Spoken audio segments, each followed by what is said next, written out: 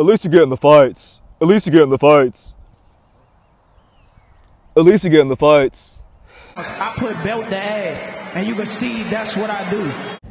The untouchable Tszyu School Sports Empire. And y'all know the rest, man. Now listen, busy week in boxing. So many cards, so much boxing to cover. If I call myself the home of boxing, then I gotta cover all of it. I can't just cover the big names. I can't just cover Inoue. I can't just cover Canelo.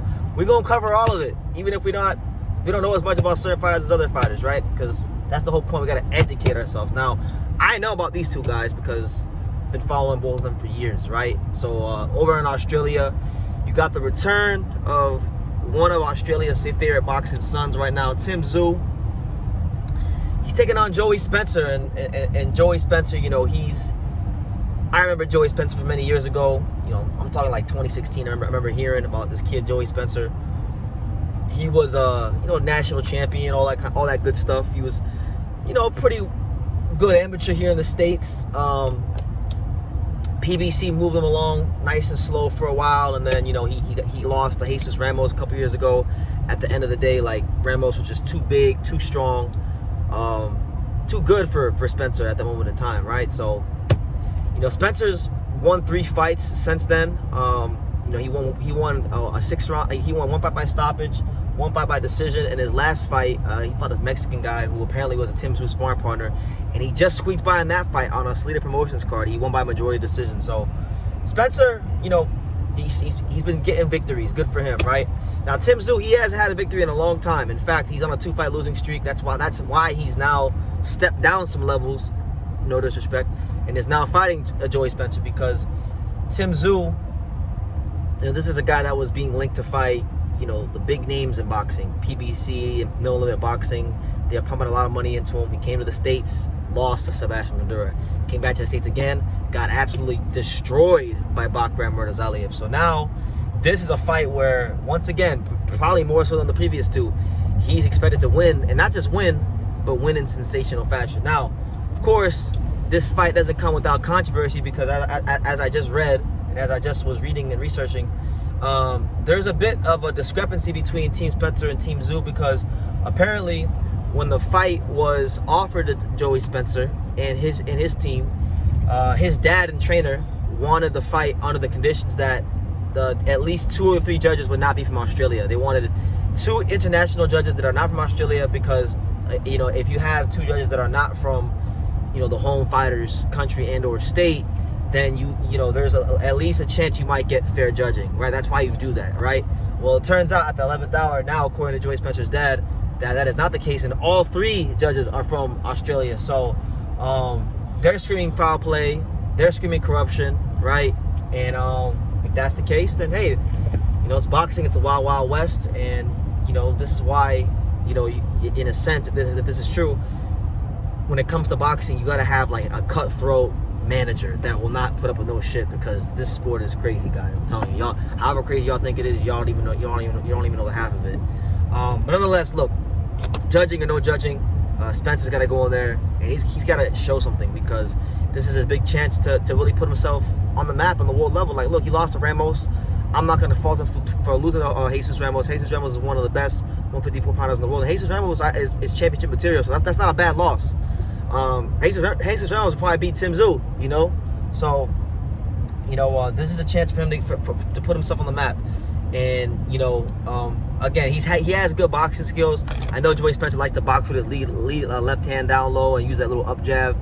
I think for him, it's going to be about holding off Tszyu and not allowing Tszyu to muscle him and push him back, because that's why he lost to Ramos. Ramos just too big and too strong for him, right? Muscling him back. Tszyu, I don't think is as physically strong as Ramos, but Tszyu, when he's got things going, he could be a sharp counterpuncher. He can punch in between the shots. So for Spencer, who, from watching him fight and, knowing him to be a good amateur fighter, he's got good feet. He can be a defensively responsible fighter. So I think he might actually give Tszyu some fits in some of these rounds. But going to the Tszyu side of things, this guy was post-fight Keith Thurman around this time last year. He was undefeated. Fast forward a year later, he got 2 losses, and he's looking at a 3rd. So this sport can humble you quick, and you can be here in 1 minute, and you can be here in the next.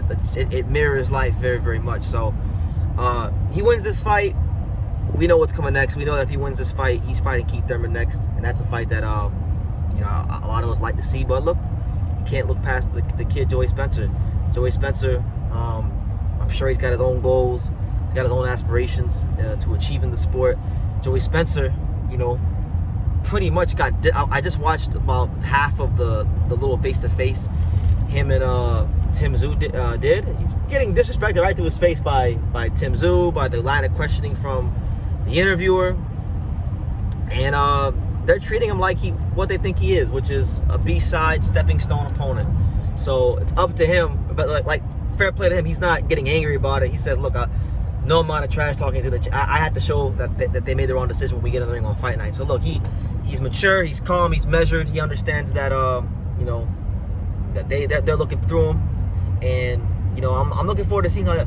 Like, to me, like, yeah, Tim Tszyu's cool, but like Tim, you know, I'm starting to come to the reality that while Tim Tszyu is a good fighter, because he did beat some good fighters on the way up to getting to where he got, I'm okay with the reality that Tim Tszyu might not be as good as, you know, I thought, and a lot of people thought, right? So if he loses this fight, will I be disappointed? Yes, but it wouldn't shock me, right? I'm actually more intrigued about Joey Spencer going into this fight, if I'm being honest with you guys, because like I said, Joey Spencer, you know, I remember him when he came. I remember hearing about his name in 2016, 2017, when he was an amateur fighter, when he won some national titles, those kind of things.